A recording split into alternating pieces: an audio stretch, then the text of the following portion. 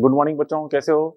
देखिए बेटा, कल अपन ने जो पढ़ा था बल्ब के बारे में, लास्ट में अपन ने बल्ब के बारे में पढ़ा था कि बल्ब जो आधारित क्वेश्चन अपन के सॉल्व करते हैं। आपको समझ आया था बल्ब को हम क्या मानते हैं? प्रतिरोध। बल्ब को प्रतिरोध मानकर हम क्वेश्चन सॉल्व करते हैं और उस बल्ब का प्रतिरोध ज्ञात कैसे करते हैं? उस पे जो अंकित मान है V R and P R की सहायता से।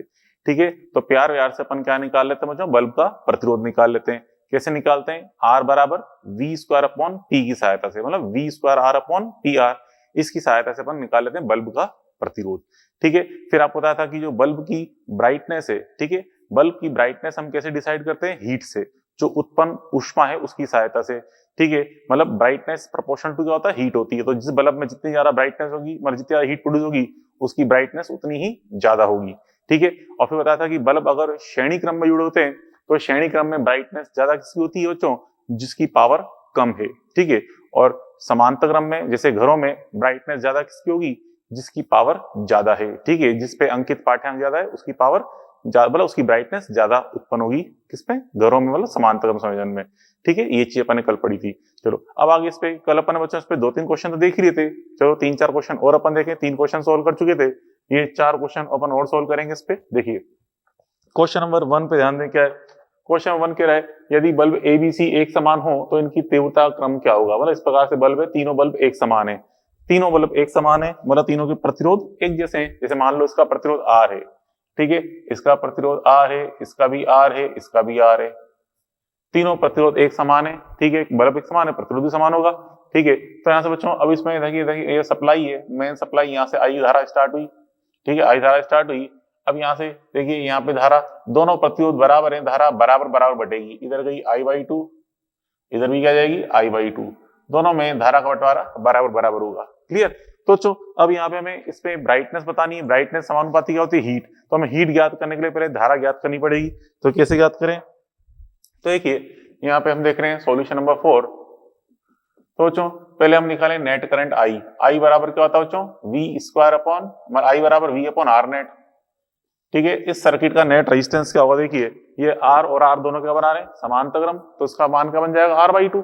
समांतर क्रम का मान R/2। अब R/2 इस R के साथ बनाएगा श्रेणी क्रम, तो जुड़ जाएंगे मान। R प्लस R/2 कितना हो जाएगा? 3R/2। तो यहाँ पे सर्किट में आर नेट का मान कितना है?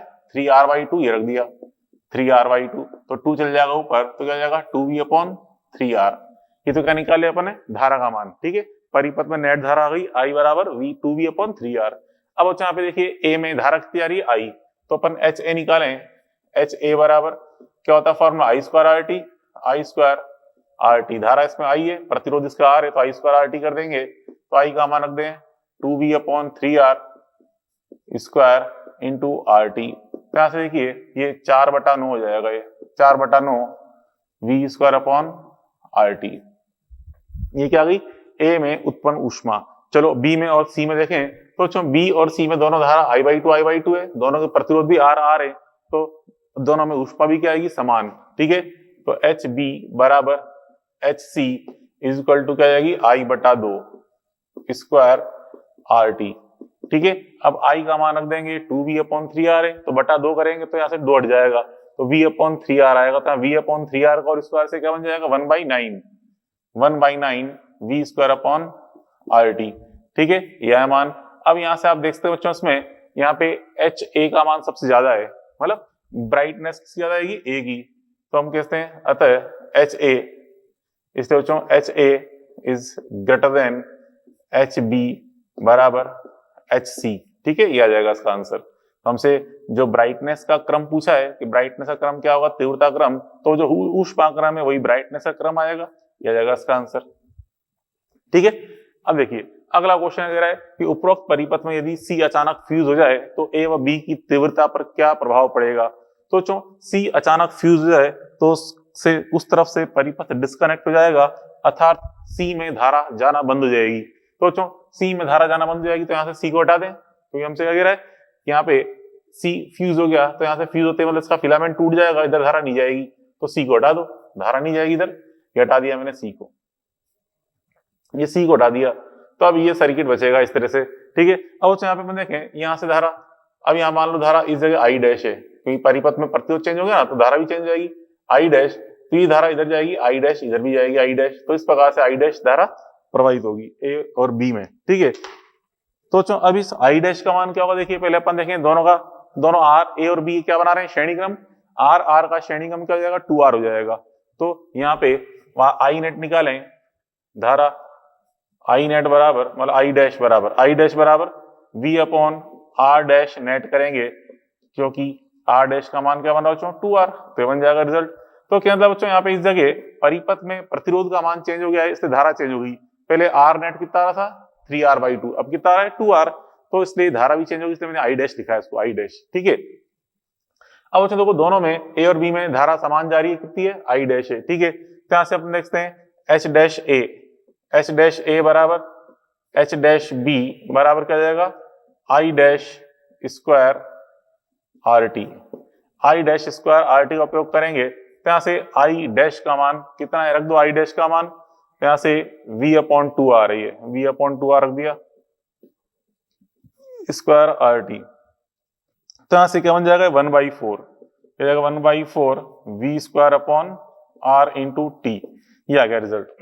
तो बच्चों यहाँ पे देखिए, यहाँ पे एच डैश ए और एच डैश बी के मान ये आया। तो पहले एच डैश ए को देखें, एच डैश ए का मान 1/4 है, और यहाँ पे पहले कितना था, एच ए का मान 4/9, तो 4/9 मतलब लगभग ये 0.5 है, और यहाँ पे ये आ रहा है 0.25, तो मतलब ए वाली तीव्रता तो क्या हो गई, घट गई। पहले यहाँ पे लगभग 0.5 के रूप में आ रही थी, अब यहाँ पे 0.25 आ रही, मतलब कम हो चुकी है, ठीक है। यहाँ 0.50 थी, यहाँ 0.25 हो गई, तो क्या मतलब है, ये कम हो गई है। तो हम कहते हैं अतः H dash A is less than H A, ठीक है। ए की तीव्रता तो क्या हो गई, घट गई, ठीक है। और बी की तीव्रता देखें, बी की तीव्रता पहले यहाँ पे 1/9 थी, मतलब 0.1 के लगभग थी, अब यहाँ पे 0.25 मतलब अब यहाँ मान हम देखें बढ़ गया है। तो पहले 0.1 मतलब 0.10 थी, अब यहाँ पे 0.25 हो गई है, मतलब बढ़ गई है। तो बी की तीव्रता बढ़ गई, H dash B is greater than H B. तो ये आ गया रिजल्ट कि ए की तीव्रता तो घट जाएगी और बी की तीव्रता बढ़ जाएगी। तो इस प्रकार से अपन ये देख सकते हैं, बल्ब फ्यूज हो गया सी वाला, तो ए की तीव्रता घटेगी, बी की तीव्रता बढ़ेगी, ठीक है। चलो अब देखें question number 6। But question number 6 को समझने पहले आपको एक चीज समझाऊं मैं, एक स्टार पॉइंट के रूप में। देखिए अब जो किसी परिपथ में कई सारे बल्ब कनेक्टेड हैं, परिपथ में कई सारे बल्ब कनेक्टेड हैं, और एक मेन सप्लाई आगे लगा रखी है अपन ने, मेन सप्लाई। तो अगर आपसे कहा जाए कि इस परिपथ में कुल कितनी शक्ति उत्पन्न होगी, बल्बों पर कुल कितनी शक्ति उत्पन्न होगी, सही बल्बों की मिलाकर कुल कितनी शक्ति बनेगी, तो जो उसको हम सॉल्व कैसे करते हैं। तो देखिए उसमें अगर जितने भी बल्ब सारे जुड़े हुए हैं, सही बल्बों का वी आर का मान, सही बल्बों के वी आर का मान मुख्य सप्लाई वी के बराबर है, तो कोई दिक्कत नहीं, बिल्कुल सिंपल वे में अपन आंसर ज्ञात कर सकते हैं। टोटल पावर कैसे निकालते हैं, देखिए यदि सभी बल्बों का, यदि सही बल्बों का वी आर, सही बल्बों का वी आर मुख्य सप्लाई वी के समान है, मुख्य सप्लाई कैपिटल वी के समान हो, तो फिर अगर देखिए फर्स्ट पॉइंट अपन देखें, श्रेणी क्रम में अगर सारे बल्ब बच्चों श्रेणी क्रम में जुड़े हुए हैं, तो उस केस में क्या आएगा, पी टोटल कैसे निकालते हैं, पी टोटल निकालते हैं बच्चों 1/P टोटल बराबर 1/P1 प्लस 1/P2 ऐसे करते हैं, 1/P total is equal to 1/PR1 plus 1/PR2 plus 1/PR3, ठीक है। इस प्रकार करके निकालते हैं। जबकि समांतर क्रम में क्या करेंगे बच्चों, देखो समांतर क्रम में हम P टोटल बराबर करते हैं, P टोटल बराबर PR1 plus PR2 plus PR3 ... ऐसे करके निकालते हैं समांतर क्रम में, ठीक है। कैसे करेंगे सॉल्व, देखिए एग्जांपल नंबर 6 को आप देखिए। एग्जांपल नंबर 6 में यहाँ कितना लिखा है, 220 वोल्ट, और हमारी मेन सप्लाई कितनी है, 220 वोल्ट। इसकी वी आर का मान भी 220 है, इसका वी आर भी 220 है, इसका भी वी आर 220 है। तो हम देख रहे हैं सभी बल्बों का वी आर इस मेन सप्लाई वी के बराबर आ रहा है, 220 वोल्ट के बराबर आ रहा है। तो यहाँ पे हम डायरेक्ट इस ट्रिक का उपयोग कर सकते हैं। तो देखिए पहले 60 वाट और 30 वाट का बल्ब है, क्या बना रहे हैं आपस में, श्रेणी क्रम। तो श्रेणी क्रम में इनका नेट मान क्या बन जाएगा, गुणा बटा योग कर दो, क्योंकि यहाँ पे श्रेणी क्रम में ये होता है सूत्र। तो दो बल्बों के लिए गुणा बटा योग कर सकते हैं। तो 60 × 30/60 + 30 करो, कितना आएगा, 20 वाट। ठीक है, तो इन बल्बों का मान तो है 20 वाट। अब ये इस 100 वाट वाले बल्ब के साथ क्या बना रहा है, समांतर क्रम। तो समांतर क्रम में क्या हो जाएगा मान, पी टोटल बराबर दोनों के ऐड कर देंगे तो 100 प्लस 20 120 आ जाएगा। तो से हम देखें सॉल्यूशन नंबर जो 6 है, सॉल्यूशन नंबर 6 में कुछ नहीं करना, दोनों को ऐड कर दो यहाँ पे, पी टोटल बराबर क्या जाएगा यहाँ पे 100 वाट प्लस 20 वाट क्या जाएगा 120 वाट। ये आ गया आंसर। तो बहुत सिंपल है बच्चों, अगर यहाँ पे सही बल्बों के वीआर के मान, सही बल्बों की वीआर मुख्य सप्लाई के बराबर है तो क्वेश्चन बहुत सिंपल होता है, कोई दिक्कत नहीं होती। लेकिन दिक्कत तब होती है बच्चों अगर एक भी बल्ब का वीआर अगर डिफरेंट आ गया, एक भी बल्ब का वीआर अगर मुख्य सप्लाई के बराबर नहीं है तो फिर उस केस में थोड़ी मेहनत करनी पड़ती है। हमें कैसे करते हैं मेहनत, तो इस केस में क्या करेंगे बच्चों, जितने ही बल्ब हैं पहले सही बल्बों का निकालेंगे प्रतिरोध। कैसे, वी स्क्वायर अपॉन आर करके, ठीक है, वी स्क्वायर आर, ठीक है, वी स्क्वायर अपॉन पी करके। हम जानते हैं आप बल्ब का प्रतिरोध निकालना अपन को आता ही है, प्रत्येक बल्बों का प्रतिरोध निकाल लेंगे। फिर क्या करेंगे, सही बल्बों का परिणामी प्रतिरोध निकालेंगे, परिपथ का परिणामी प्रतिरोध। पहले तो प्रत्येक बल्ब का प्रतिरोध निकाला, फिर पूरे परिपथ का निकाल लो परिणामी प्रतिरोध कितना बन रहा है, ठीक है। उसके बाद फिर परिणामी प्रतिरोध आ गया, मेन सप्लाई हमें वी दे ही रखी है तो हम निकाल लेंगे पी टोटल बराबर V square upon R net करके, ठीक है, V square upon R net करके फिर निकालेंगे अपन इस तरह से टोटल पावर। चलो कैसे, देखिए यहाँ पे एक नोट की फॉर्म में लिख रहे हैं, यदि एक भी बल्ब का वीआर वी के समान नहीं है, समान ना हो तो एक भी बल्ब का वीआर वी के समान ना हो तो या कहते हैं यदि किसी बल्ब का, ठीक है, यदि किसी भी बल्ब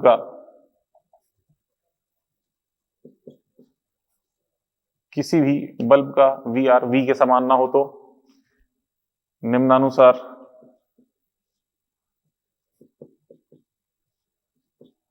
पी टोटल निकालें। कैसे निकालेंगे, देखिए क्वेश्चन नंबर अपन देख रहे हैं 7th क्वेश्चन। देखिए यहाँ पे बच्चों देखिए, ये गौर से देखिए, ये बल्ब यहाँ पे सप्लाई का मान कितना है 100 वोल्ट, यहाँ पे वीआर कितना है 200 वोल्ट, यहाँ 100 वोल्ट है वीआर, यहाँ 100 वोल्ट है। चलो इनके सेम है लेकिन ये डिफरेंट आ गया। आपसे कहा मैंने एक बल्ब का अगर डिफरेंट आ जाए ना तो फिर हमें टोटल पावर फाइंड कैसे करनी पड़ती है, कैसे करते हैं, यहाँ पे पहले सबका प्रतिरोध निकाल के फिर सॉल्व करते हैं। तो चलो देखो यहाँ पे जैसे मान लो इसका प्रतिरोध R1 है, इसका R2 है, इसका R3 है, तो पहले R1 निकालें, ठीक है। तो R1 निकालेंगे तो यहाँ पे देखिए R1 का मान कितना आएगा, कैसे निकालेंगे, बल्ब का प्रतिरोध क्या होता है V square upon R P R, V square R upon P R. तो यहाँ पे बल्ब का वोल्टेज कितना है 100 वोल्ट है, R1 वाले बल्ब का वोल्टेज 100 वोल्ट है, तो 100 का स्क्वायर बटा पी आर जो कि 50 है। तो बच्चों ऊपर 100 इंटू 100, फिर 50 से 100 दो बार कट जाएगा 200 जाएगा, क्या जाएगा 200 ओम, ठीक है। R2 का मान निकाल लें, R2 का मान निकालेंगे तो ऊपर 100 वोल्ट का स्क्वायर बटा 100 वाट, ये कितना जाएगा 100 ओम। फिर R3 निकालें तो R3 का मान यह जाएगा 200 वोल्ट का स्क्वायर बटे में 50 वाट। इसको सोल्व करेंगे, ये ऊपर 200 इंटू 200 4.8 हो जाएगा, ये 800 ओम, ठीक है। ये R1 R2 R3 तीनों निकाल लिए। अब यहाँ पे आप देखिए बच्चों इसके अंदर इस परिपथ में R1 R2 दोनों क्या बना रहे हैं, श्रेणी क्रम। तो श्रेणी क्रम में इनके मान जुड़ जाएंगे, पहले तो जुड़ जाएंगे, कितना हो गया 200 प्लस 100 300 हो गया। अब जो 300 मान आया है वो 300 ओम इस 800 ओम के साथ R3 के साथ क्या बना रहा है, समांतर क्रम। तो यहाँ से R नेट निकाल लें तो क्या जाएगा R नेट बराबर गुणा बटा योग कर दो तो ये जाएगा 300 इंटू 800 बटा 300 प्लस 800, ठीक है। तो यहाँ से गुणा बटा योग करके अपन क्या निकाल लेंगे, यहाँ पे R नेट निकाल लेंगे। तो यहाँ से इसको सोल्व करने पे आया था मान लगभग 218 ओम, यह आया था मान लगभग 218 ओम आया था, परिपथ का R नेट आ गया 218 ओम। अब अपन देखें क्या निकालना है, V नेट का R, हमें P टोटल निकालना है। अब देखिए P टोटल निकालेंगे तो P टोटल बराबर क्या बताया आपको मैंने, क्या कहते हैं, नेट वोल्टेज का स्क्वायर बटा नेट रेजिस्टेंस। तो नेट मतलब V square upon R net. तो नेट वोल्टेज कौन है यहाँ पे 100 वोल्ट है, तो यहाँ पे ये 100 का स्क्वायर बटा R नेट मतलब 218। ठीक है, तो यहां से इसका भाग लगा देंगे तो सोल्व करने पे लगभग आता है 45 वाट। ठीक है, 45 वाट ये बन जाएगा इसका रिजल्ट। ठीक है, पी टोटल का मान, पी टोटल बराबर 45 वाट ये आ जाएगा इसका रिजल्ट। तो हम इस तरह बच्चों सॉल्व कर सकते हैं। मतलब ये अपन ने सारे कौन से क्वेश्चन देखे, बल्ब वाले क्वेश्चन। तो आप मेरी भावनाओं को समझो, मैं समझाना क्या चाहता हूँ आपको, मैं सिर्फ ये कहना चाहता हूँ बच्चों की जो हम यहाँ पे बल्ब के क्वेश्चन सॉल्व करते हैं, बल्ब को एक प्रतिरोध मान के सॉल्व किया जाता है। ठीक है, बल्ब को एक प्रतिरोध मान के सॉल्व किया जाता है, जहां उसका प्रतिरोध किससे निकाल सकते हैं, उस पे अंकित पाठ्यांक से, मतलब वोल्टेज और शक्ति की सहायता से। ठीक है, या अगर मान लो बल्ब की धारा दे रखी है तो धारा का उपयोग कर लो, क्योंकि P बराबर V इंटू आई भी एक सूत्र होता है।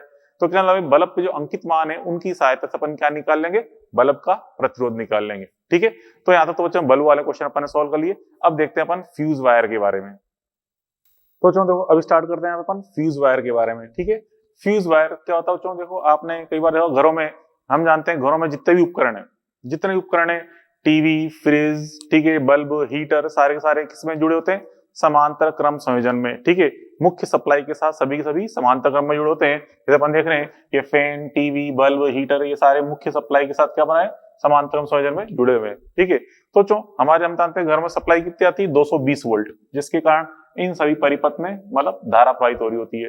ठीक है, अब बच्चों यहाँ पे देखिए कई बार मान लो सप्लाई अचानक से 230 वोल्ट या 240 वोल्ट आ जाए, तो उससे क्या होगा, परिपथ में धारा का मान बढ़ जाएगा। तो परिपथ में यहाँ से धारा अचानक से बढ़ जाएगी। अब इस धारा का मान बढ़ गया तो सारी धाराओं के मान बढ़ जाएंगे, जिससे ये जो उपकरण है इनके जलने की संभावना आ जाएगी, मतलब उपकरण जल सकते हैं। अब अगर हम इन सभी उपकरणों को उच्च धारा पे से जलने से बचाना है तो हम क्या करते हैं, यहाँ पे मुख्य सप्लाई के श्रेणी क्रम में एक फ्यूज वायर जोड़ देते हैं। फ्यूज वायर, तो जो फ्यूज वायर होता है, ये फ्यूज वायर ऐसा होता है, इसका मेल्टिंग पॉइंट क्या होना चाहिए, कम होना चाहिए, स्मॉल होना चाहिए, ताकि जैसे यहाँ से मेन सप्लाई से उच्च धारा आए, उच्च धारा आते ही फ्यूज वायर से पहले गुजरेगी तो फ्यूज वायर का हो जाएगा, मेल्ट हो जाएगा, टूट जाएगा, धारा आगे जा ही नहीं पाएगी। तो उच्च धारा आते ही फ्यूज वायर टूट जाता है, ठीक है, पिघल जाता है और आगे उच्च धारा जा ही नहीं पाती, अर्थात सारे उपकरण उच्च धारा से सुरक्षित रहते हैं। तो उन उपकरणों को, इन सभी उपकरणों को बच्चों उच्च धारा से बचाने हेतु हम क्या करते हैं, श्रेणी क्रम, मुख्य सप्लाई के श्रेणी क्रम में एक फ्यूज वायर जोड़ देते हैं। ठीक है, तो वही इसकी प्रॉपर्टी क्या होती है अपन देखने जा रहे हैं। तो देखिए बच्चों यहाँ पे ये क्या करता है, उपकरणों को आई हाई से बचाता है, मतलब उच्च धारा से बचाता है। ठीक है, इसका मेल्टिंग पॉइंट क्या होना चाहिए, स्मॉल, और इसकी लंबाई कुछ भी हो, लंबाई यहाँ पे मैटर नहीं करती। यहाँ पे लंबाई आप चाहे 2 सेंटीमीटर लगा दो या 3 सेंटीमीटर का या 1 सेंटीमीटर का, उससे कोई फर्क नहीं पड़ता। ठीक है, मतलब इसकी जो धारा कैपेसिटी है, ये धारा कैपेसिटी लंबाई पे डिपेंड नहीं करती, केवल इसकी मोटाई पे डिपेंड करती है। ठीक है, कैसे डिपेंड करती है बता दूंगा अभी। तो बच्चों इसका प्रतिरोध क्या होना चाहिए, उच्च। प्रतिरोध इसका ज्यादा होता है किसकी तुलना में, समान लंबाई के संयोजक तार की तुलना में। मतलब जब अपन यहाँ पे ये संयोजक तार यूज करना है, ये जो संयोजक तार यूज करते हैं कॉपर वायर, जो आपने देखा होगा कि किसी भी टीवी या उपकरण, किसी भी उपकरण को अपन जब मेन सप्लाई जोड़ते हैं तो हमें जोड़ने के लिए, प्लग में लगाने के लिए एक वायर की आवश्यकता होती है, जो लाल और काला वायर होता है। ठीक है, कहना जो कॉपर वायर होता है, जो कॉपर वायर की समान लंबाई के कॉपर वायर की तुलना में इसका प्रतिरोध क्या होता है बच्चों, ज्यादा होता है। ठीक है, समान लंबाई के संयोजक तार की तुलना में इसका प्रतिरोध क्या होना चाहिए, ज्यादा होना चाहिए। ठीक है, लेकिन इसका प्रतिरोध उपकरणों के नेट प्रतिरोध अर्थात लोड प्रतिरोध से कम होता है। अच्छा, तो लोड प्रतिरोध किसे कहते हैं, आगे भी कई जगह काम में आएगा, लोड प्रतिरोध लिखा होता है।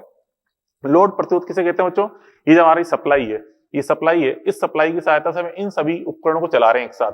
ठीक है, तो ये जो सभी उपकरण है, हर उपकरण का कुछ ना कुछ प्रतिरोध होता है। तो इन सभी उपकरणों का जो नेट प्रतिरोध अब निकालूं, मतलब इस मेन सप्लाई की सहायता से हम ये धारा भेज रहे हैं, किस परिणामी प्रतिरोध में धारा भेज रहे हैं, जिस परिणामी प्रतिरोध में हम धारा भेज रहे होते हैं। ठीक है, उस परिणामी प्रतिरोध को हम क्या बोलते हैं, लोड प्रतिरोध। ठीक है, लोड प्रतिरोध मतलब पूरे परिपथ का परिणामी प्रतिरोध क्या कहलाता है, लोड प्रतिरोध कहलाता है, उसको ही लोड बोलते हैं अपन। ठीक है, तो उस नेट प्रतिरोध से, इस पूरे परिपथ का जो नेट प्रतिरोध आएगा, उस नेट प्रतिरोध से फ्यूज वायर का प्रतिरोध क्या होता है, कम होता है। ठीक है, अब ये किस धातु का, लेड प्लस टीन मिश्र धातु का बना होता है। ठीक है, कई बार क्वेश्चन खाली लेड बोलता है कि लेड का एक फ्यूज वायर है, या परिपथ के श्रेणी क्रम में अपने लेड वायर जोड़ दिया है, तो मतलब समझ जाएंगे फ्यूज वायर की बात कर रहा है। ठीक है, और जो फ्यूज वायर की अधिकतम धारा क्षमता जो होती है, ये आई मैक्स समानुपाती आर की घात 3/2 होती है। मतलब इसकी आर क्या है, इसकी त्रिज्या है, वायर की त्रिज्या। तो मतलब आई मैक्स का मान इसकी त्रिज्या पे निर्भर करता है, इसकी लंबाई पे निर्भर नहीं करता। आई मैक्स का मान केवल डिपेंड करता है इसकी त्रिज्या पे, और पदार्थ वगैरह पे डिपेंड करता है। तो मेनली हम कह रहे हैं त्रिज्या पे डिपेंड कर रहा है। और जो न्यूमेरिकल में इसे प्रतिरोध मानकर सॉल्व करते हैं, मतलब जो फ्यूज वायर है, इसको भी हम जैसे आपको बताया था ना, बल्ब, हीटर कुंडली, फ्यूज वायर, इन सभी को क्या माना था, प्रतिरोध मानकर ही अपन न्यूमेरिकल सॉल्व करते हैं। कैसे करेंगे सॉल्व, तो वही अपन देखने जा रहे हैं एग्जांपल। ठीक है, तो यहाँ भी मैं डायग्राम देखो इससे एक प्रतिरोध को मैं दिखा रखा है, तो फ्यूज वायर को हमेशा एक प्रतिरोध मानकर ही सॉल्व किया जाता है।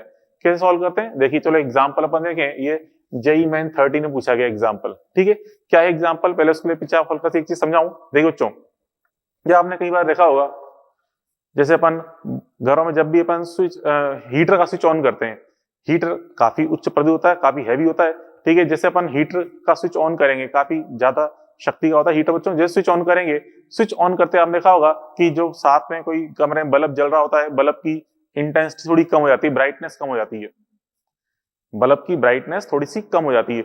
लेकिन हम थोड़ा सा यूं सोचें कि यार सारे उपकरण समांतर क्रम में जुड़ रहे हैं, हीटर भी समांतर क्रम में, बल्ब भी समांतर में, सारे के सारे समांतर क्रम में जुड़ रहे हैं, किसके साथ, 220 वोल्ट के साथ। तो प्रत्येक पर वोल्टता कितनी आनी चाहिए, 220 वोल्ट आनी चाहिए, प्रत्येक वोल्टता 220 आनी चाहिए। तो हीटर को चाहे चलाएं चाहे नहीं जलाएं, तो बल्ब पे तो पहले भी 220 आ रहा था, अभी 220 वोल्ट ही आना चाहिए, तो बल्ब की इंटेंसिटी कम नहीं होनी चाहिए थी, तो कम क्यों हो गई। मतलब क्या कह रहा हूं मैं, सारे के सारे उपकरण समांतर क्रम में जुड़ रहे हैं, तो सब पे क्या समान होगा, वोल्टेज 220 वोल्ट सब पे समान होगा। तो हीटर को भी मैं ऑन करूंगा तो बल्ब पे तो अभी 220 वोल्ट ही आ रहा है, तो फिर बल्ब की इंटेंसिटी कम क्यों हुई, होनी नहीं चाहिए थी। तो बच्चों इस कम होने का कारण क्या है, इस कम होने का कारण है श्रेणी क्रम में फ्यूज वायर का जुड़ा होना।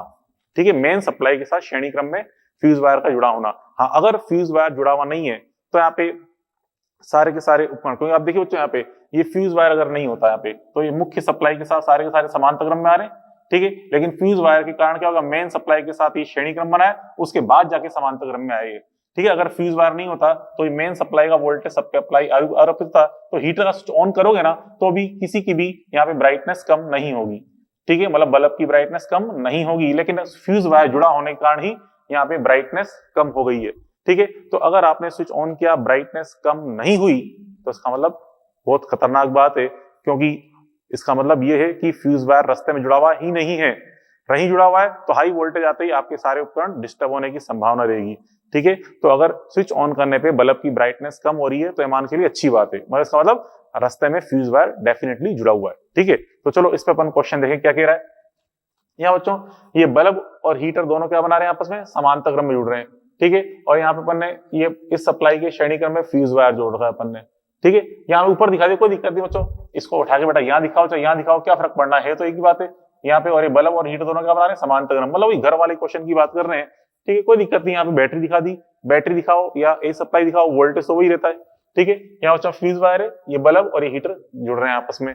अब कह रहा है बच्चों यहाँ पे, अभी यहाँ पे स्विच ऑफ कर रखा है अपने हीटर का, तो केवल क्या जल रहा है, बल्ब जल रहा है।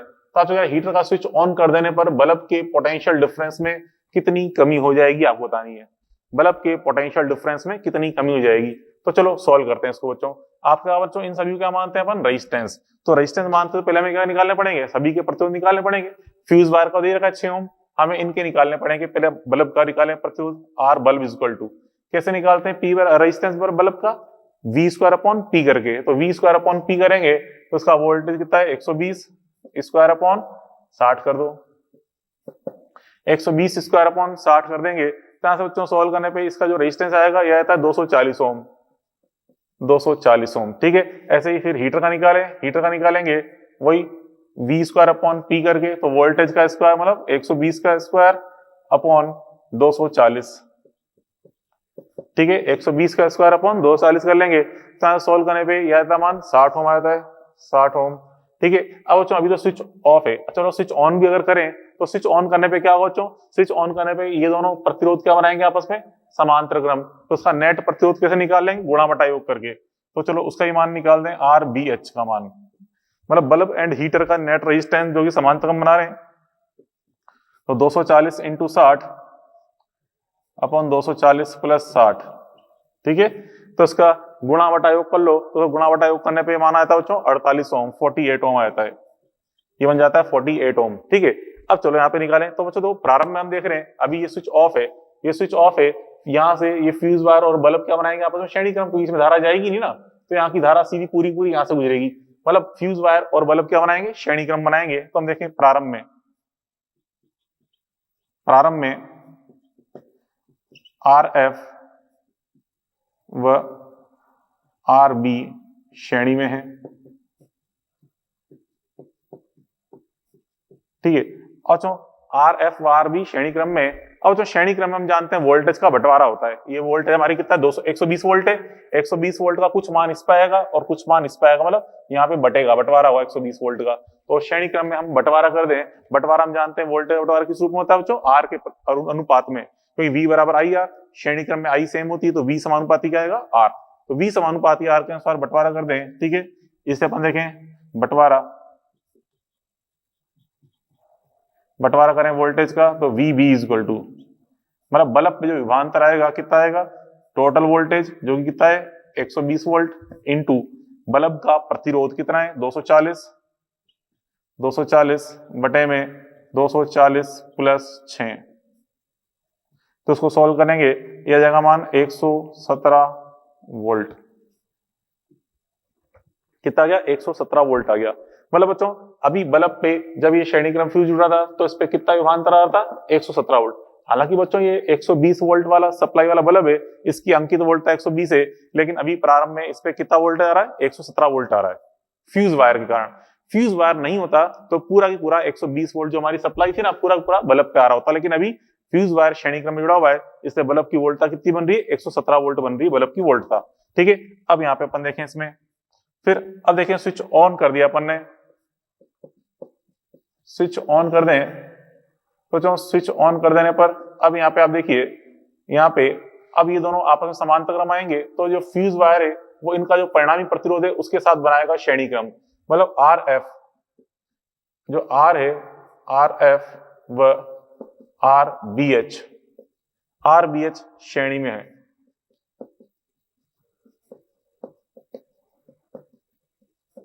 अब ये श्रेणी में होंगे बच्चों, ठीक है। अब ये मान श्रेणी क्रम में होंगे कौन, आर एफ व आर बी एच। अब यहाँ पे पुनः करें बंटवारा, मतलब ये और यहाँ पे जो नेट प्रतिरोध है ये दोनों आपस में क्या बनाएंगे श्रेणी क्रम, तो यहाँ पे वोल्टेज का बंटवारा इस नेट प्रतिरोध पे निकालें, मतलब यहाँ पे हम देखें बंटवारा करें क्या आएगा मान, बंटवारा कर रहा हूं मैं वोल्टेज का, मतलब VBH निकाल रहा हूं, VBH बराबर नेट वोल्टेज तो 120 है, ठीक है, और यहाँ पे प्रतिरोध VBH का मान कितना आया था, यहाँ पे VBH का मान 48 आया था, ठीक है, 48 अपॉन 48 प्लस 6 करेंगे, 48 अपॉन 48 प्लस 6 करेंगे, RBH का मान कितना है 48 है, ठीक है, तो कितना आ जाएगा यहाँ पे मान बच्चों 120। ये इसको सॉल्व करने से डायरेक्ट लिखता हूं मैं, इसको सॉल्व करने पे जो मान आता है ये आता है बच्चों आपकी यार 106.6 वोल्ट, ये आता है मान, ठीक है। VBH का मान आता है 106.6 वोल्ट, क्लियर। अब बच्चों ये जो मान आया 106.6, देखिए ये क्या है, इस VBH का मान इस निकाय पर नेट वोल्टेज, और बच्चों ये दोनों आपस में क्या बना रहे हैं समांतर क्रम, तो समांतर क्रम में जितना नेट मान आएगा वही इस पर आएगा वही इस पर आएगा, ये समांतर क्रम में दोनों का वोल्टेज समान होगा। तो ये बच्चों किसको बता रहा है, ये बता रहा है VB को, और ये बता रहा है किसको VH को। तो वोल्टेज जितना बल्ब पे आएगा उतना हीटर पे वो कितना है 106। तो बच्चों पहले बल्ब का वोल्टेज कितना था 117 वोल्ट, अब कितना रह गया 106.6, तो हम कहते हैं अतः हानि कितनी हुई, तो हम कहते हैं अतः VB में कमी, V में कमी इज इक्वल टू कितने बच्चों, कमी इज इक्वल टू 117 माइनस 106.6 कर देंगे तो बराबर हो जाएगा 10.4 वोल्ट, इतनी कमी होगी 10.4 वोल्ट, ठीक है। तो ये आंसर आ गया। तो इस प्रकार बच्चों अपन ने यहाँ पे फ्यूज वायर से रिलेटेड ये अपन ने कुछ क्वेश्चन अपन ने सॉल्व किए, ठीक है। तो अब देखिए इसके अंदर एक छोटी चीज और समझा दूं आपको, यहाँ पे जैसे मान लो आपको अलग अलग उपकरण है, अलग अलग उपकरणों की धारा बता रखी है कि एक उपकरण 2 एम्पियर, एक उपकरण 3 एम्पियर, एक उपकरण मान लो 5 एम्पियर है, इस प्रकार से इन धारा पे कार्य करता है, इन धारा पे कार्य करता है, ठीक है। और इन उपकरणों को हमें सही सुचारू रूप से चलाने के लिए मतलब इतनी धारा पर कार्य करें, जितनी धारा पे आपको बताइए मैंने 2 एम्पियर, 3 एम्पियर और 5 एम्पियर, इन एम्पियर पे काम करते हैं, इन्हीं एम्पियर पे हमें इनको काम कराना है, तो बताइए कितना रास्ते में फ्यूज वायर जोड़ना पड़ेगा। तो देखिए यहाँ पे हम यहाँ पे जो फ्यूज वायर जोड़ेंगे, तो यहाँ पे देखिए हमें 2 + 3 + 5 इन सबको ऐड करें कितना आता है 10 एम्पियर। 10 एम्पियर हमें ऐसा फ्यूज वायर लेना पड़ेगा जो 10 एम्पियर से थोड़ी सी ज्यादा धारा सहन कर सकता हो। क्यों? क्योंकि हमें प्रत्येक वायर में हमें धारा देनी है 2 एम्पियर, 3 एम्पियर और 5 एम्पियर देनी है, मतलब हमें फ्यूज वायर से गुजरने वाली धारा क्या होनी चाहिए 10 एम्पियर होनी चाहिए। तो बच्चों फ्यूज वायर ऐसा होना चाहिए कि 10 एम्पियर को सहन कर जाए, ठीक है। तो 11 एम्पियर वाला फ्यूज वायर ले लो या 12 एम्पियर वाला, मतलब इस 10 एम्पियर क्षमता से थोड़ा सा ज्यादा वाला फ्यूज वायर हमें लेना पड़ेगा, ताकि सारे उपकरण जितनी धारा चाहते हैं उनको उतनी मिलती रहे, ठीक है। हाँ, अगर कम वाला फ्यूज वायर आपने ले लिया, मान लो फ्यूज वायर आपने 9 वाला ले लिया, तो 9 वाला फ्यूज वायर ले लिया तो 10 एम्पियर धारा आते ही फ्यूज वायर टूट जाएगा, ठीक है। बात समझो, मेरी भावनाओं को समझो क्या कह रहा हूं मैं। जैसे मान लो कह दें कि उपकरण है, ये 4 उपकरण है, ये 4 उपकरण है, ये धारा मान लो 4 का, चलो 3 ही मान लो, फैन नहीं है, यहाँ पे फैन नहीं है, ये एक उपकरण है 2 एम्पियर सहन कर सकता है, ये 3 एम्पियर और ये 5 एम्पियर, ये है ही नहीं, मान लो इरेज कर दो, है ही नहीं। ये 2 + 3 + 5 इसको ऐड करोगे तो टोटल धारा कितनी ग्रहण करेंगे बच्चों? ये टोटल धारा 10 एम्पियर ग्रहण करते हैं। हमसे क्वेश्चन कह रहा है कि इन तीनों उपकरणों को प्रॉपरली हमें चलाना है, मतलब जितनी धारा भी चाहते हैं उतनी धारा इनको मिले, उतनी ही धारा इनको मिले। तो यहाँ से फ्यूज वायर की कैपेसिटी कितनी होनी चाहिए? तो हम देखा बच्चों इन तीनों का योग कितना आ रहा है? 10 एम्पियर। योग 10 एम्पियर आ रहा है, तो यहाँ से आने वाली धारा कितनी? 10 एम्पियर होनी चाहिए। तो फ्यूज वायर ऐसा होना चाहिए कि 10 एम्पियर धारा आराम से सहन कर जाए, ठीक है। 10 एम्पियर धारा आराम सहन कर जाए तो फ्यूज वायर हमें क्या बनाना पड़ेगा? 10 से थोड़ा सा बड़ा रखना पड़ेगा। जैसे 11 एम्पियर वाला मान लो, 12 एम्पियर का फ्यूज वायर हमें लेना पड़ेगा, ठीक है। तो अगर 9 एम्पियर वाला फ्यूज वायर लिया तो 10 एम्पियर थोड़ा सहन कर पाएगा, 9 एम्पियर टूट जाएगा वो तो आगे उपकरणों में टोटल धारा 10 एम्पियर पहुंच ही नहीं पाएगी, ठीक है। तो ऑप्शन आपको जो दिए गए होंगे, मान लो ऑप्शन दे रखा है 5 एम्पियर, 7 एम्पियर, 9 एम्पियर, 11 एम्पियर, तो क्या टिक करेंगे? 11 एम्पियर टिक करेंगे, ठीक है। तो इस प्रकार बच्चों ऐसा क्वेश्चन दे रखा है, मॉड्यूल के अंदर भी दे रखा है ऐसा क्वेश्चन, ठीक है। तो वहां से आपको देखने को मिल जाएगा। तो चलो खैर, यहाँ बच्चों अपन ने यहाँ तक करंट इलेक्ट्रिसिटी कंप्लीट कर लिया है, ठीक है। इसका पूरी थ्योरी कंप्लीट हो गई, कई सारे क्वेश्चन प्रैक्टिस किए अपन ने। तो चलो अब यहाँ पे अपन डाउट डिस्कस करते हैं, ठीक है। अब बच्चों डाउट डिस्कशन में मेरे पास यहाँ पे इंग्लिश वाली शीट है, ठीक है। तो क्वेश्चन अपन देखेंगे, तो मैं इंग्लिश वाली शीट के अकॉर्डिंग समझाऊंगा आपको, तो आप देखना हिंदी आपके पास मॉड्यूल ही सही, क्योंकि न्यूमेरिकल सॉल्व करना है। क्वेश्चन आपके सामने है, न्यूमेरिकल समझने में कोई दिक्कत नहीं आनी चाहिए, जहां तक मानता हूं मैं, ठीक है। अब देखो तो चलो क्वेश्चन सॉल्व करते हैं। पहले स्टेज नंबर 1, स्टेज नंबर 1 की क्वेश्चन अपन सॉल्व करेंगे, ये लिखे हैं सारे क्वेश्चन, इनको डिस्कशन करेंगे अपन। पहले क्वेश्चन नंबर 2, क्वेश्चन नंबर 2 में आपसे कह रहा है बच्चों, there is a current 1.344 ampere in copper wire, cross section area आपको गिवन है 1 m², इलेक्ट्रॉन मतलब इलेक्ट्रॉन डेंसिटी गिवन है पर सेंटीमीटर क्यूब 8.4 × 10⁻22, ड्रिफ्ट वेलोसिटी, मतलब आपको यहाँ पे ड्रिफ्ट वेलोसिटी निकालनी है, अपवहन वेग का मान फाइंड करना है, ठीक है। ड्रिफ्ट वेलोसिटी की वैल्यू फाइंड करनी है। तो जो सिंपल सा क्वेश्चन है, अपन जानते हैं फॉर्मूला क्या होता है। यहाँ पे फॉर्मूला होता है, जो सेकंड क्वेश्चन सॉल्व कर रहे हैं, फॉर्मूला पता ही आपको, यहाँ पे I = NEAVD ये होता है। तो हमें यहाँ पे क्या निकालना है? ड्रिफ्ट वेलोसिटी निकालनी है। VD = क्या जाएगा? I/NEA, ये आ जाएगा रिजल्ट, ठीक है। ऐसा निकाल लो। बट यहाँ पे देखो ध्यान से, क्या गिवन है आपको, यहाँ पे जो डेंसिटी गिवन है आपको पर सेंटीमीटर क्यूब की फॉर्म में गिवन है, ठीक है। प्रति सेंटीमीटर क्यूब गिवन है, पर सेंटीमीटर क्यूब, तो उसको पर मीटर क्यूब में अगर आपको फाइंड करना है तो उसको क्या करोगे? इसे मल्टीप्लाई कर देना 10⁻6 के साथ, ठीक है।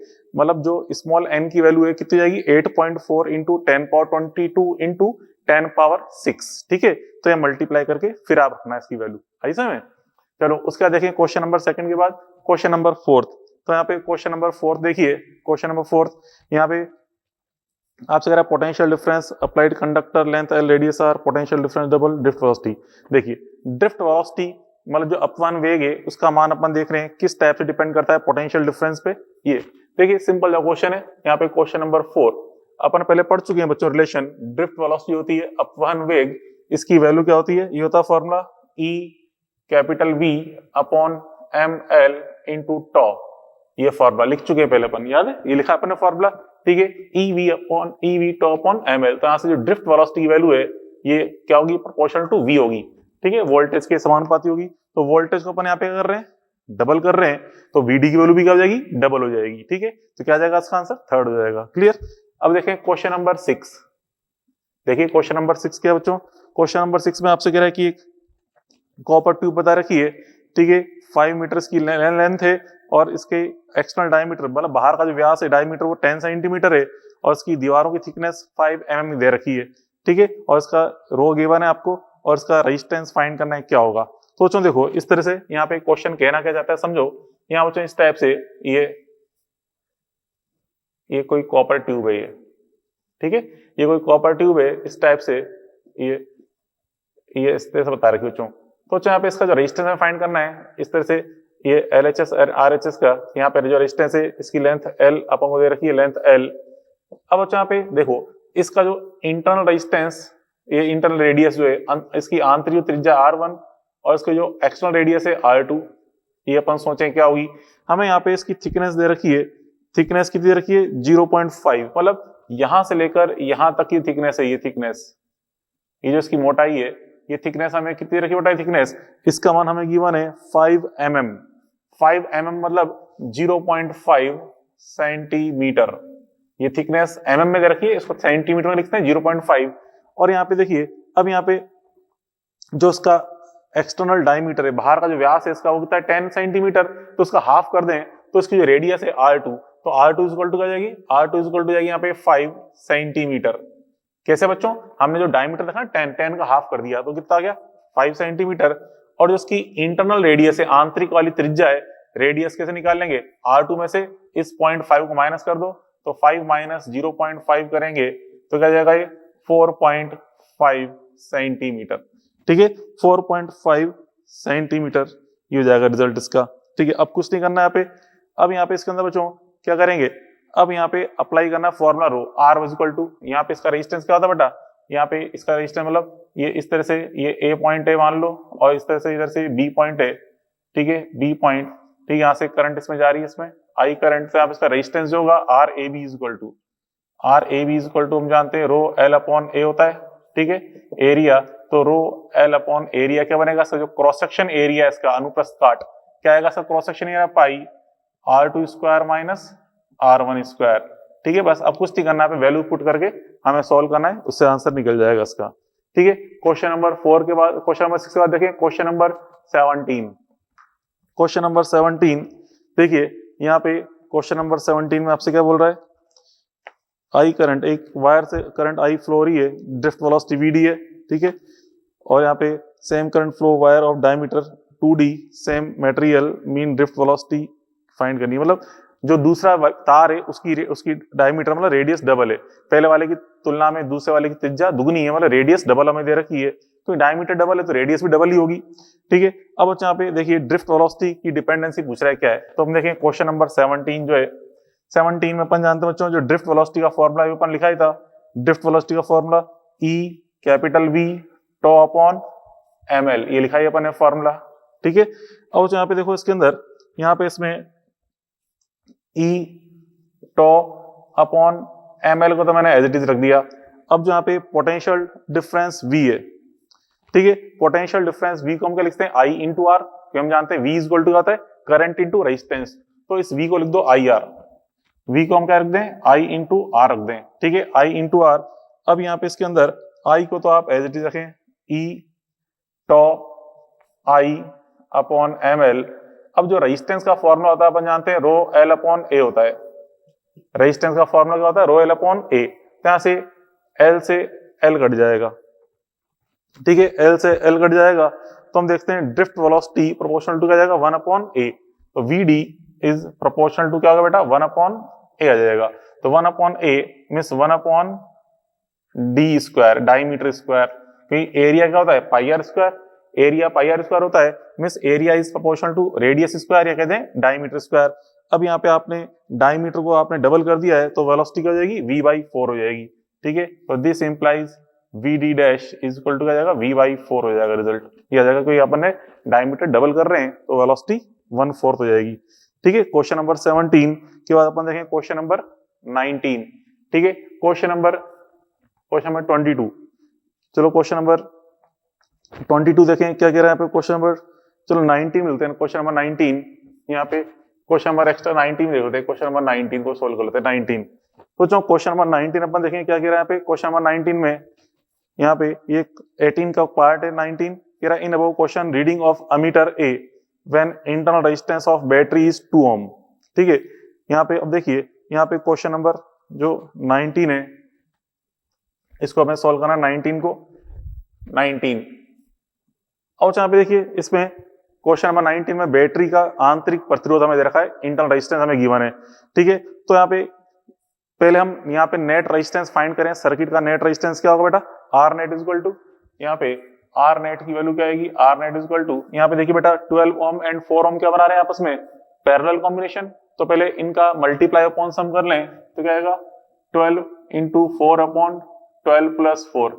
अब ये जो रेजिस्टेंस है ये बैटरी का जो इंटरनल रेजिस्टेंस है उसके साथ क्या बनाएगा, सीरीज कॉम्बिनेशन। जो बैटरी का आंतरिक प्रतिरोध है उसके साथ ये रिजल्ट श्रेणी क्रम बनाएगा, सीरीज कॉम्बिनेशन बनाएगा। तो उसमें ऐड कर दो, तो इसका मान कितना रखा आपको, 2 ओम दे रखा है, तो ऐड कर देंगे तो ये 3 + 2 कितना बेटा है, 5 हो गया, ये 5 ओम। तो इस सर्किट का नेट रेजिस्टेंस कितना है, 5 ओम। यहां से अपन नेट करंट निकाले, नेट I इक्वल टू जो बैटरी कितनी 20 वोल्ट है, 20 वोल्ट अपॉन 5 ओम कर देंगे तो कितना जाएगा बेटा, ये 4 एम्पियर। तो नेट करंट कितनी आ गई, 4 एम्पियर। अब ये 4 एम्पियर करंट ही आगे डिवाइड होगी, ठीक है, ये आगे डिवाइड होगी 2 पार्ट्स में, 12 एम्पियर, 12 ओम एंड 4 ओम में 2 भागों में बटेगी, ठीक है। हमें क्या निकालनी है, I4 निकालनी है, ठीक है। तो यहाँ पे हम देखें I4 निकाले, तो I4, तो चलो आप देखिए करंट का जो डिस्ट्रीब्यूशन है, मतलब बंटवारा है, धारा का जो बंटवारा होता है, करंट का डिस्ट्रीब्यूशन किस रेशो में होता है, 1/R के रेशो में। क्यों, हम जानते हैं पैरेलल कॉम्बिनेशन में करंट डिस्ट्रीब्यूट होती है, 2 पार्ट्स में डिवाइड होती है, किस रेशो में, 1/R के रेशो में। क्योंकि हम जानते हैं I = V/R, तो वोल्टेज तो सेम होगा, पैरेलल कॉम्बिनेशन वोल्टेज सेम होगा, करंट का डिस्ट्रीब्यूशन प्रोपोर्शनल टू 1/R आ जाएगा। तो I4 निकाल रहे हैं, तो ये 4 एम्पियर तो मैंने लिख दिया, 4 एम्पियर, बट ऊपर कितना आएगा, 12 ओम आएगा, ऊपर 12 ओम, नीचे आएगा 4 + 12, तो कितना जाएगा रिजल्ट, ये जाएगा, ये नीचे 16 है, 4 4 जा 16, 4 से 3 टाइम्स कट जाएगा, तो 3 एम्पियर, ये आ जाएगा इसका आंसर, ठीक है। मतलब 4 ओम में करंट कितनी फ्लो होगी, मतलब अमीटर की रीडिंग है, अमीटर की रीडिंग कितनी जाएगी बेटा, 3 एम्पियर, ये आ गया। 19 क्वेश्चन अपन ने सॉल्व कर लिया। उसके बाद फिर देखें क्वेश्चन नंबर 22। क्वेश्चन नंबर 22 देखिए, क्वेश्चन नंबर 22, अब यहाँ पे इसमें ये ए एंड बी में हमें इक्विवेलेंट रेजिस्टेंस फाइंड करना है, ठीक है, तुल्य प्रतिरोध ज्ञात करना है। यहाँ बच्चों देखो इस टाइप से रेजिस्टेंस आपको दे रखा है, ये सर्किट इस तरह से कुछ, यहाँ पे इस तरह से ये पॉइंट ए हो गया, ये पॉइंट बी है, ए पॉइंट एंड ये बी पॉइंट है, ठीक है। इस टाइप से ये रेजिस्टेंस कनेक्टेड है, सबकी वैल्यू आर दे रखी है आपको, आर आर आर और ये आर, ठीक है। अब बच्चों यहाँ पे देखिए क्या करना है, यहाँ पे देखो आपसे कहा था यहाँ पे दोनों ये जो पॉइंट है, ये पॉइंट इस पॉइंट के साथ डायरेक्टली कनेक्टेड है वायर के थ्रू, ठीक है। हम जानते हैं जब भी कोई वायर किसी दो बिंदुओं के बीच में डायरेक्टली कनेक्टेड होता है, 2 पॉइंट्स के बीच में डायरेक्टली कनेक्टेड होता है, तो हम क्या करते हैं, उस वायर को यहाँ से हटा के दोनों पॉइंट्स को आपस में मिला देते हैं। तो यहाँ से इस वायर को यहाँ से हटाओ, इसको यहाँ से इरेज करके हम क्या करेंगे, इस बिंदु को, इस पॉइंट को खींच कर यहाँ मिला देंगे। तो यहाँ मिला देंगे तो सर्किट क्या बन जाएगा, देखिए कुछ इस तरह बन जाएगा, ये उसको यहाँ मिला दिया अपन ने, ये इसको भी यहाँ मिला दिया इस तरह से यहाँ पॉइंट पर। तो अब देखिए यहाँ से, अब आप समझे ये जो आर एंड आर है, ये दोनों क्या आ गए, पैरेलल कॉम्बिनेशन में। देखिए ये दोनों आर एंड आर आपस में क्या बना रहे हैं, समांतर क्रम संयोजन, पैरेलल कॉम्बिनेशन, ये बन रहा है पैरेलल कॉम्बिनेशन। क्या हो जाएगी वैल्यू इसकी, r/2 हो जाएगी, r/2। अब ये r/2 इस r के साथ क्या बनाएगा, सीरीज कॉम्बिनेशन, ठीक है, सीरीज कॉम्बिनेशन बनाएगा। तो ये ए पॉइंट और ये बी पॉइंट है ही सही, तो ऊपर r एंड r/2 बना रहा है सीरीज कॉम्बिनेशन, तो नेट वैल्यू क्या हो जाएगी, ऐड कर दो, r + r/2 कितना हो गया, 3r/2, और ये नीचे तो r है ही सही, एज इट इज, ये r इधर जा रहा है, r, ठीक है। अब यहाँ पे देखिए ऊपर तो क्या आ गया, 3r/2 और नीचे कितना आ गया, r, क्या बना रहे हैं दोनों आपस में, पैरेलल कॉम्बिनेशन। तो इनका मल्टीप्लाई अपॉन सम कर देंगे, तो r net = RAB क्या जाएगा, मल्टीप्लाई अपॉन सम करना है, 3r/2 into r upon 3r/2 + r। तो इनका मल्टीप्लाई अपॉन सम कर देंगे तो सोल्व करने पे बन जाता है 3r/5, ये आ जाएगा इसका आंसर, ठीक है, 22 का। उसका फिर देखें क्वेश्चन नंबर 27। देखिए क्वेश्चन नंबर 27 क्या है बच्चों, यहाँ पे क्वेश्चन नंबर 27, यहाँ पे 3 रेजिस्टेंस आपको दे रखे हैं, 3 ओम कनेक्ट, अब जो देखो 3 इक्विवेलेंट रेजिस्टेंस, 3 इक्वल रेजिस्टेंस 3 ओम दे रखे हैं, सीरीज कॉम्बिनेशन में एक सेल के साथ कनेक्टेड है जिनका इंटरनल रेजिस्टेंस 1 ओम है, ठीक है। और जो तीनों समान प्रतिरोध है, तीनों की वैल्यू कितनी रखी है, 3 ओम 3 ओम 3 ओम। इनको पहले अपन ने आपस में सीरीज कॉम्बिनेशन में कनेक्ट किया, तो सीरीज कॉम्बिनेशन में इनकी वैल्यू क्या जाएगी, 9 ओम, क्या आएगी, 9 ओम। अब ये एक सेल के साथ कनेक्टेड है जिसका इंटरनल रेजिस्टेंस कितना है, 1 ओम है, तो यहाँ पे नेट रेजिस्टेंस कितना हो गया, 9 + 1। तो इस टाइम पे करंट की वैल्यू अगर अपन फाइंड करें तो क्या होगी करंट, देखिए 27 की बात कर रहा हूं, अभी तीनों सीरीज में कनेक्टेड है, मतलब यहाँ पे जो I1 हो जाएगी, I1 = E/R net। तो यहाँ पे E कितना बच्चा, यहाँ पे EMF को चलो E रहने देते हैं, एंड R net कितना जाएगा, 9 ओम + 1 ओम। 9 क्या चीज है, तीनों का सीरीज कॉम्बिनेशन, 3 ओम 3 ओम 3 ओम है, उनका सीरीज कॉम्बिनेशन 9 आ गया, वो बैटरी के साथ कनेक्टेड है, ठीक है, जिसका इंटरनल रेजिस्टेंस 1 है, तो कितना जाएगा, E/10 हो गया, ये E/10, ठीक है। अब I2 अपन देखें सेकंड कंडीशन में, आपसे क्या बोला है बेटा, देखिए सेकंड कंडीशन में यहाँ पे आपसे बोला गया है, यहाँ पे कि अब तीनों रेजिस्टेंस को हमने पैरेलल में कनेक्ट किया है, फिर बैटरी के साथ अपन इसको जोड़ रहे हैं, ठीक है। तीनों को पैरेलल में कनेक्ट करोगे तो 3 ओम का पैरेलल कॉम्बिनेशन क्या बनेगा, 3/3 मतलब 1 ओम, क्या आएगा 1 ओम। 1 ओम अब जो बैटरी के साथ है वो बनाएगा सीरीज कॉम्बिनेशन, 1 ओम इस बैटरी के साथ बनाएगा सीरीज कॉम्बिनेशन, तो 1 + 1 क्या बन जाएगा 2, मतलब अब R डैश की वैल्यू क्या जाएगी, ये हो जाएगी 1 + 1, 1 + 1, ये 1 तो क्या है बेटा उसका इंटरनल जो 3 रेजिस्टेंस है ना उनका पैरेलल कॉम्बिनेशन, और ये 1 क्या है, ये वाला सेकंड वाला 1 ये इंटरनल रेजिस्टेंस सेल का, तो क्या हो गया E/2 हो गया। बस अब हमसे क्या पूछ रहा है, इन दोनों करंट का हमें रेशियो फाइंड करना है, ठीक है। तो I1/I2 फाइंड करना है, तो इसलिए बच्चों यहाँ पे क्या जाएगा, I1/I2 निकालेंगे तो I1/I2 इक्वल टू ये डिवाइड कर दो तो जाएगा यहाँ पे 1/5, 1/5 ये आ जाएगा इसका आंसर 27 का। अब उसका देखें बच्चों क्वेश्चन नंबर 28, क्वेश्चन नंबर 28। अब यहाँ पे इसमें इस सर्किट का इंटरनल नेट रेजिस्टेंस आपको फाइंड करना है क्या है 28 में, ठीक है। तो 28 में देखिए यहाँ पे इसके अंदर यहाँ पे 28 का जो सर्किट आपको दे रखा है क्या दिया है, क्वेश्चन नंबर 28 की बात कर रहे हैं। 28 में यहाँ पे इस तरह से ये सर्किट हमें दिखा रखा है, ये वैल्यू। अब यहाँ पे नेट रेजिस्टेंस फाइंड करना है, मतलब यहाँ पे कोई पॉइंट ए है, यहाँ पे कोई पॉइंट बी, मान लो ए एंड बी पॉइंट है, यहाँ पे रेजिस्टेंस ये कितना हो जाएगा R + R कितना हो जाएगा 2R, ठीक है। यहाँ भी R और R श्रेणी क्रम बना रहे हैं, ये कितना हो गया 2R, और बीच में यहाँ पे R कनेक्टेड है, ये बीच में यहाँ पे इस जगह R जुड़ा हुआ है। अब देखिए बच्चों यहाँ पे देखो ये पॉइंट इस पॉइंट के साथ डायरेक्टली कनेक्टेड है वायर के थ्रू। अपन जानते हैं कोई पॉइंट वायर के द्वारा डायरेक्टली जुड़ा होता है तो हम क्या करते हैं, इस वायर को यहाँ से हटाएंगे, हटाकर क्या करेंगे इस बिंदु को खींच कर यहाँ मिला देंगे, तो इस बिंदु को खींच के यहाँ मिलाएं तो यहाँ पे क्या जाएगा, देखिए एक सर्किट को जैसा बन जाएगा, इस तरह से पुल करके यहाँ मिला दिया अपन ने इस तरह से, ये लो यहाँ मिला दिया इस जगह। ऐसे ही यहाँ भी देखो ये पॉइंट इस पॉइंट के साथ डायरेक्टली वायर के थ्रू कनेक्टेड है, तो इस वायर को यहाँ से इरेज करो, ये हटाया और इसको खींच कर यहाँ मिला देंगे, तो खींच के यहाँ मिला देंगे तो देखो क्या बनेगा सर्किट कुछ इस तरह से, ये लो ये मिला दिया। अब गौर से देखिए तीनों रेजिस्टेंस क्या बना रहे हैं आपस में, पैरेलल कॉम्बिनेशन। तो पैरेलल कॉम्बिनेशन में यहाँ पे हम देखें R नेट की वैल्यू क्या जाएगी 1/RAB equal to 1/2R plus 1/R plus 1/2R, ठीक है। तो इसमें 2R आप एलसीएम ले लो तो क्या जाएगा 1 + 2 + 1 तो 4/2R, तो यहाँ से उल्टा कर देंगे तो RAB इक्वल टू क्या जाएगा R/2, ये इसका आंसर आ जाएगा 28 का, ठीक है R/2। उसके बाद फिर देखें 28 के बाद क्वेश्चन नंबर 43, क्वेश्चन नंबर 43 देखिए, क्वेश्चन नंबर 43 में यहाँ पे आपसे कह रहा है सर्किट रेजिस्टेंस आपको R दिया हुआ है, N सिमिलर सेल के साथ कनेक्टेड है, ठीक है। मतलब एक सर्किट है जिसका रेजिस्टेंस R है, जिसमें रेजिस्टेंस R जो है प्रतिरोध R N समान सेलों के साथ, N सिमिलर सेलों के साथ कनेक्टेड है, ठीक है। अब तो सीरीज में अगर कनेक्टेड है या दोनों समांतर में कनेक्टेड है सेल, बस जितने भी सेल हैं वो श्रेणी में जोड़े या समांतर क्रम में, क्या दोनों में सेम करंट यहाँ पे फ्लो हो रही है, ठीक है। दोनों सर्किट में करंट सेम फ्लो हो रही है, मतलब एक बार सभी सेलों को अपन ने श्रेणी क्रम में जोड़कर R के साथ कनेक्ट किया और एक बार सभी सेल्स को अपन ने पैरेलल कॉम्बिनेशन में जोड़कर फिर हमने R के साथ कनेक्ट किया है, दोनों केस में करंट यहाँ पे सेम फ्लो हो रही है। तो आपसे कह रहा है कि यहाँ पे small r and capital R में हमें रिलेशन फाइंड करना है, क्या होगा। तो चलो देखो क्या कह रहा है यहाँ पे, देखिए क्वेश्चन नंबर 43 यहाँ पे बोल रहा है I series is equal to I parallel, मतलब series combination and parallel combination में करंट की वैल्यू क्या है सेम है। तो जो सीरीज कॉम्बिनेशन अपन देखें क्या E net upon R net करें, E net upon R net, तो E नेट कितना आएगा NE।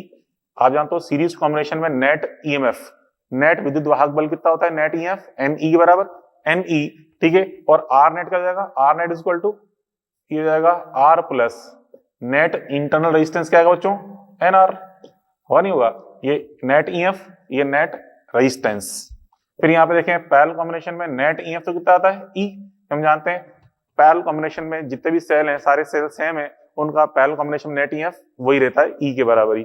और यहाँ पे जो नेट रेजिस्टेंस है क्या आएगा कैपिटल R प्लस R/N, क्योंकि जो नेट इंटरनल रेजिस्टेंस है वो R/N हो जाएगा।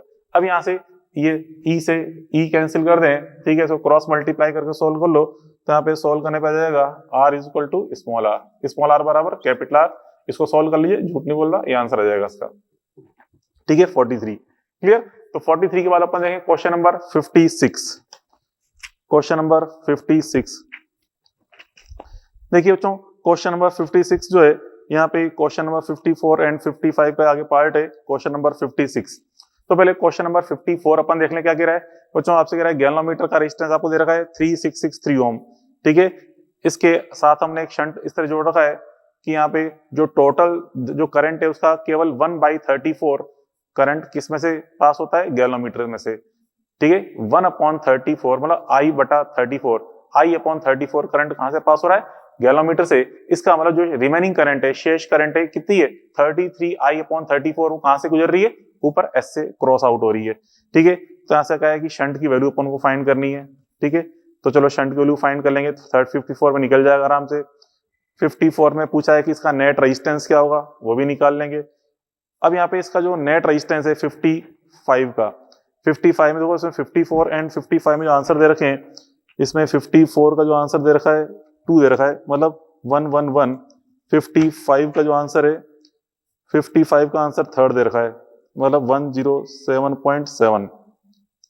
ठीक है, ये वैल्यू आपको दे रखी है।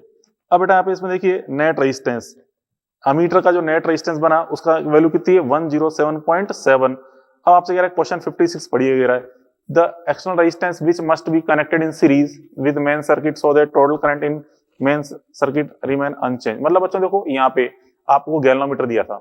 ठीक है, गैलोमीटर का रेजिस्टेंस कितना था, 3663 ओम। 3663 ओम ये गैलोमीटर का रेजिस्टेंस था। ठीक है, जिसकी वजह से फिर आगे सर्किट में करंट आई फ्लो रही थी। अब आपने क्या किया, गैलोमीटर के साथ में अमीटर कनेक्ट कर दिया।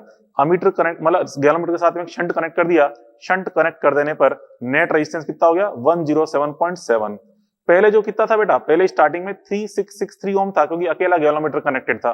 ठीक है, अब यहाँ पे शंट कनेक्ट करते ही, शंट लगाते ही अब सर्किट का नेट रेजिस्टेंस क्या हो गया, 107.7। तो रेजिस्टेंस तो चेंज हो गया, तो करंट की वैल्यू भी चेंज जाएगी।